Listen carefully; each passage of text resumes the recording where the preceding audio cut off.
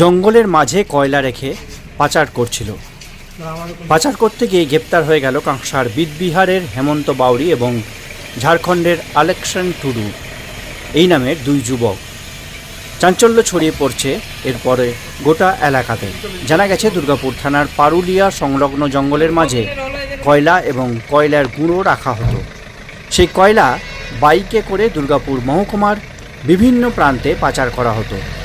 শনিবার রাত্রেও বাইকে চাপিয়ে সেই কয়লা এবং কয়লার গুঁড়ো পাচার করা চলছিল। ঠিক তখনই দুর্গাপুর থানার কর্তব্যরত পুলিশ আধিকারিকেরা ওই দুজন ব্যক্তিকে ধরে ফেলে এবং তাদের গ্রেপ্তার করা হয়। আলেকশন টুডু এবং হেমন্ত বাউরিকে গ্রেপ্তার করা হয়। বাজেয়াপ্ত করা হয় বেআইনি কয়লা সহ একটি বাইকও। রবিবার দিন ধৃতদের দুর্গাপুর মহকুমা আদালতে পেশ করা হলে বিচারক 4 দিনের পুলিশি হেফাজতের নির্দেশ দেন।